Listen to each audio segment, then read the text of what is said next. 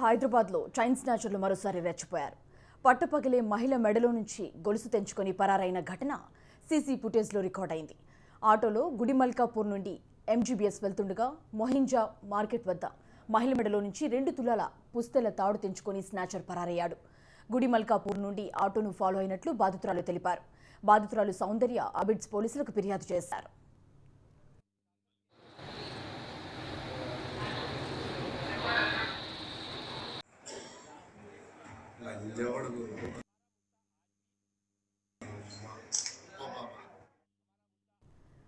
నగరంలో chain snatching గ్యాంగ్లు అలజడి సృష్టిస్తున్నాయి. వరుస స్నాచింగ్లతో హడలెత్తిస్తున్నాయి.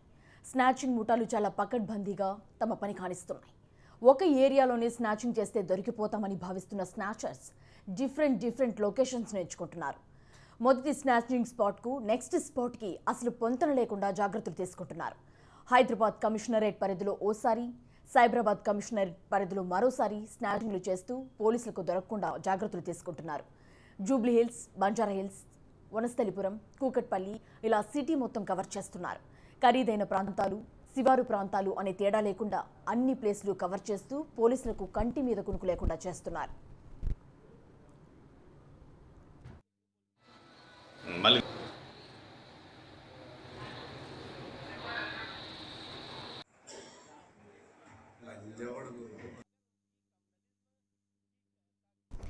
పేరు గొప్ప ఊరు దిబ్బ అన్నట్లుంది మన హైదరాబాద్ పోలీసుల తీరు.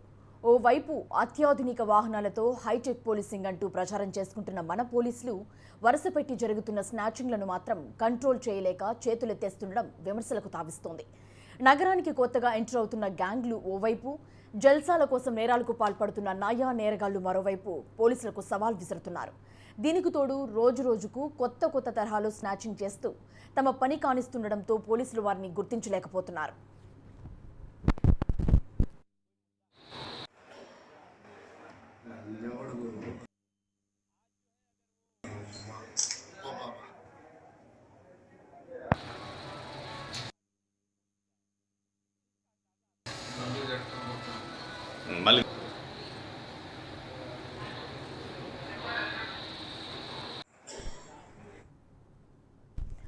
విశ్వ